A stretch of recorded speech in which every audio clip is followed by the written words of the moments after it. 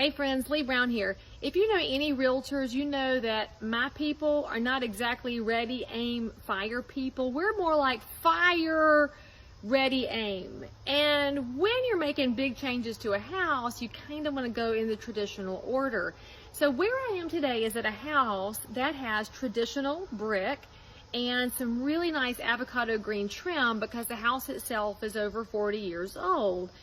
Now, you may be just like a realtor and be tempted to just go get a chip from Sherwin-Williams and pull the trigger, but I want to tell you that when you're making a big decision, and frankly, if you're a brick purist right now, you're about to throw up in your mouth a little bit because you brick purists don't want us to do anything like this.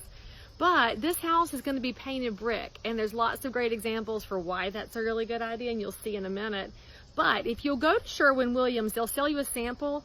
And as my son said, that's a sample. Yeah, so for $5 you can get enough to pretty much paint a room and then get it all over your hands because that's what we do. But I have the color of the brick and the trim. Now, of course, I do have permission to test the paint, so your realtor shouldn't do this without permission.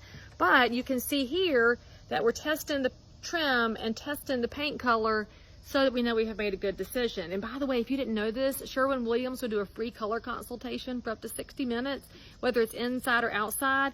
And if you are color challenged, that can really help you a lot. And so tune back in to see the results of the paint. But in the meantime, go buy yourself a $5 sample and test the waters before you pull the trigger, and I'll see you next time.